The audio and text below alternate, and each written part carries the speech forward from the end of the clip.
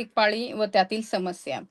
तर मासिक पाळी ही महिलांच्या म्हणजे प्रत्येक महिन्याला येणारा जो रक्तस्राव असतो, तर ती मासिक पाळी असते. तर याच्यामध्ये मासिक पाळीमध्ये जर आपण बघितलं, तर प्रत्येक स्त्रीचं सायकल हे जे असतं, तर ते सायकल 28 दिवसाचं असतं. तर कधी कोणाला 26 दिवस आहे, कोणाचं 30 दिवसाचं असतं. तर हे एक सायकल आणि त्याच्यामध्ये 4 ते 5 दिवसाचं जे असतं, तर त्यांना रक्तस्राव होतो किंवा ब्लीडिंग होतो. बऱ्याच वेळेस त्याच्यामध्ये दुखणं नसतं, पण कधी-कधी ते थोडंसं दुखणं वगैरे स्त्रियांना चालू असतं. तर ही अशी एक नॉर्मल प्रत्येक स्त्रीला माहीत असतं, की आपली पाळी कशा पद्धतीने आणि कशी येते आणि कुठलं सायकल फिक्स आहे ते.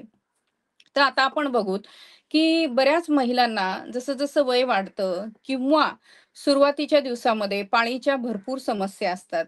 तर आपण पाहू जेव्हा पाळी सुरू होते, तेव्हा मुलींना जर आपण बघितलं, तर त्यांना पाळी ही इर्रेग्युलर येते, म्हणजे अनियमित पाळी.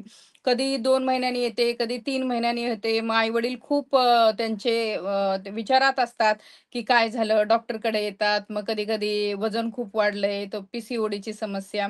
तर या सगळ्या गोष्टी होतात. तर असं मला सांगायचंय, की प्रथमतः जी जेव्हा पाळी आलेली असते, तेव्हा त्या पाळीनंतर ती पाळी एक नियमित हार्मोन स्टेबलाइज होण्यासाठी त्याला थोडा वेळ लागतो. तर त्यामुळे जर समजा सुरुवातीला जर लहान मुलींच्या पाळीमध्ये जर समजा काही असा अनियमितपणा आला, तर घाबरून जाऊ नका आणि ते परत रेग्युलर होत राहतं आणि त्याच्यामध्ये जर काही हार्मोनल इम्बॅलन्सेस तुम्हाला आढळले, तर स्त्रीरोग तज्ञाकडे जाऊन निश्चितच तुम्ही त्यांचे निदान किंवा उपचार करून घेऊ शकता.